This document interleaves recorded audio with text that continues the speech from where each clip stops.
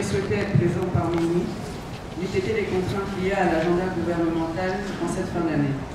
Il tient à vous transmettre à toutes ses félicitations fraternelles, à toutes et à tous. C'est un honneur pour moi de le représenter ce matin, à l'occasion du présent atelier, et avec un grand plaisir que je vous livre son message. Mesdames et messieurs les représentants des ministres, monsieur le directeur général de l'emploi, mesdames et messieurs les représentants des partenaires techniques et financiers, mesdames et messieurs les directeurs centraux et chefs de service, mesdames et messieurs les représentants des organisations professionnelles d'employeurs et des chambres consulaires, mesdames et messieurs les représentants de la société civile et des organisations de jeunesse, chers amis de la presse, mesdames et messieurs tous en vos rangs, grades et qualités. Permettez-moi à l'entame de mon allocution d'adresser mes chaleureuses salutations et mes remerciements appuyés à l'ensemble des acteurs impliqués dans la conception et l'actualisation de ces répertoires qui contiennent l'ensemble des mesures en faveur de l'emploi. Ensemble de ces initiatives s'inscrivent parfaitement dans la mise en œuvre de la politique nationale de l'emploi, conformément à la vision de son Excellence M. Alassane Ouattara, président de la République de Côte d'Ivoire, en matière d'emploi, telle qu'inscrite dans le plan national de développement sur la même période. En effet, la PNE 2021-2025, en tant qu'instrument de la gouvernance en matière d'emploi au niveau national, vise à promouvoir l'accès à un emploi productif, décent et durable pour tous les hommes et les femmes, y compris les jeunes et les personnes en situation de handicap en âge de travailler. C'est le lieu pour moi de remercier toutes nos structures et tous nos partenaires qui œuvrent à promouvoir et à offrir un emploi décent pour les jeunes et les personnes vulnérables en âge de travailler, en quête d'insertion socio-professionnelle pour certains et de reconversion pour d'autres. Mesdames et messieurs, chers participants, parfois, le faible niveau de connaissance de ces instruments de promotion dans notre pays peut laisser croire que la problématique de l'emploi n'est pas toujours considérée comme prioritaire dans l'action gouvernementale. À ce titre, les mesures réglementaires fiscales, incitatives et de maintien des emplois et les mesures actives à travers les programmes et emplois pour les jeunes que pour les personnes vulnérables et surtout le renforcement du dispositif d'insertion depuis 2015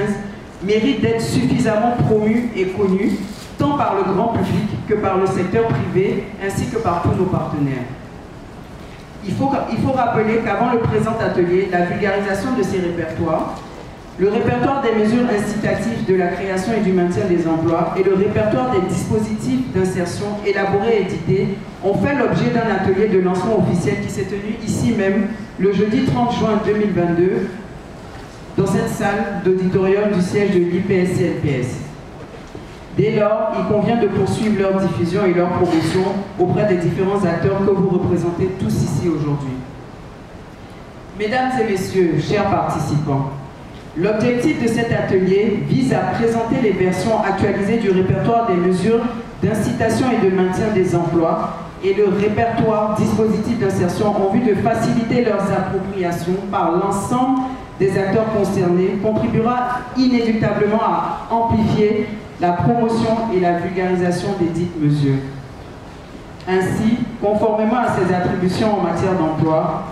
le MEPS, en lien avec le ministère de la Promotion de la Jeunesse, de l'Insertion professionnelle et du Service civique, ainsi qu'avec l'ensemble des ministères techniques concernés et des partenaires, œuvrent à promouvoir l'accès et le maintien d'emplois décents et durables pour les jeunes et les personnes vulnérables sur un marché de travail renforcé avec la création de l'Observation nationale de l'emploi et de la formation, l'ONEF. Cet atelier de vulgarisation de deux répertoires surmentionnés offre d'une part un espace de rencontre et d'échange entre demandeurs d'emploi et l'ensemble des acteurs qui interviennent sur la problématique, et d'autre part représente une belle lucarne pour l'ensemble de ces acteurs pour mieux connaître les mesures fiscales incitatives en faveur de l'emploi, les mesures réglementaires qui découlent du Code du travail au titre de l'emploi et mieux de cerner les dispositifs institutionnels d'insertion en Côte d'Ivoire. Mesdames et messieurs, chers participants, les mesures qui viennent d'être présentées méritent d'être vulgariser davantage en vue de se les approprier dans le parcours de l'insertion socio-professionnelle de nos jeunes et les personnes qualifiées dites vulnérables. En initiant cette importante activité, en lien avec le secteur privé et avec l'ensemble de partenaires, le gouvernement entend apporter une réponse concrète à la promotion de l'emploi décent et partant à l'épineuse problématique de l'insertion socio-professionnelle dans notre pays. C'est donc le lieu d'inviter effectivement à une plus grande synergie d'action en vue d'accentuer la promotion et la vulgarisation des mesures de création, d'insertion et de maintien des emplois en Côte d'Ivoire. C'est sur cet appel d'engagement que je déclare officiellement, au nom de Monsieur le ministre de l'Emploi et de la Protection sociale,